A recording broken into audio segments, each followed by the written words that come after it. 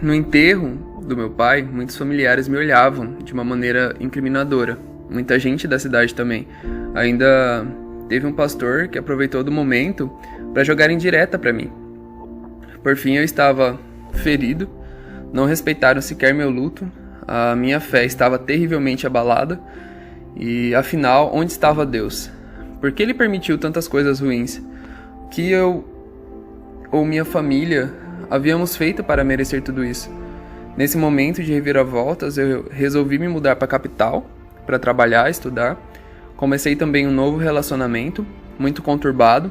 Terminei algumas vezes, voltei a morar com minha mãe e meus irmãos. Agora eu tinha uma irmãzinha também, que ao contrário do que muitos dizem, que a sexualidade é algo influenciável, ela sabe da minha desde pequena e nunca falou nada tão pejorativo quanto as outras pessoas.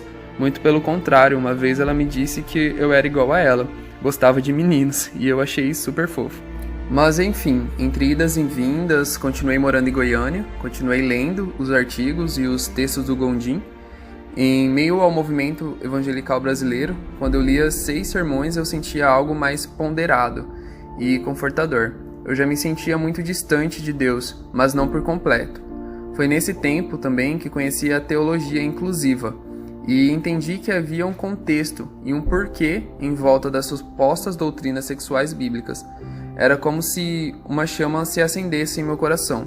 Procurei por igrejas inclusivas em Goiânia, achei, fui visitar uma, fui calorosamente recebido e acolhido, voltei a sentir esperança novamente, voltei a me sentir próximo de Deus. Afinal, eu estava numa comunidade que entendia que o fato de eu ser homossexual não me afastava de Deus. E foram muitos estudos sobre a teologia inclusiva, algo que foi libertador para mim.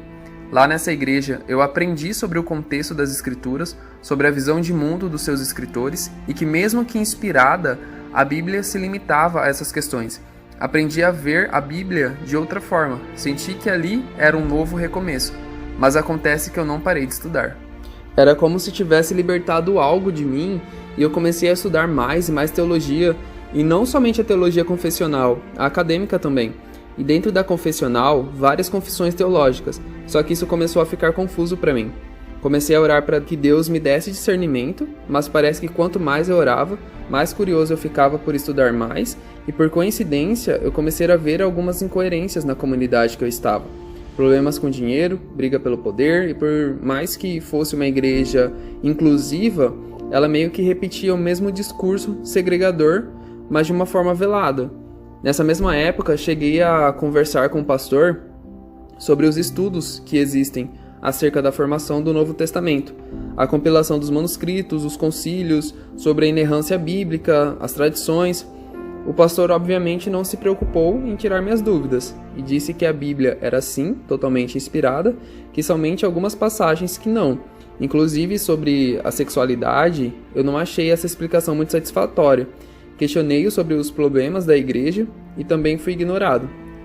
Aos poucos fui me afastando e parece que davam forças para que eu fizesse isso.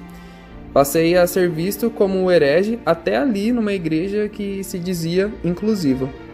Nisso veio as lembranças de tudo que tinha passado recentemente. Isso me levou para um estado depressivo e para incredulidade também. Parei de ir na igreja e também resolvi abandonar a minha fé. Cheguei a dizer para mim mesmo que havia perdido a fé. Mas não era totalmente verdade. Lá no fundo, eu sabia que nunca deixaria de acreditar. Nesse meio tempo, meu outro relacionamento acabou e eu decidi voltar para São Paulo. Voltei em 2016, disposto a começar uma nova história. Cheguei a ir em algumas igrejas, mas eu encontrei o mesmo discurso de sempre. E eu não estava mais disposto a ficar num lugar onde eu era somente tolerado.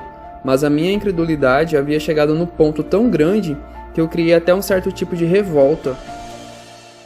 Ou a imagem que a igreja passava sobre Deus estava muito errada, ou o que eu acreditei era algum tipo de tirano antipático à realidade humana.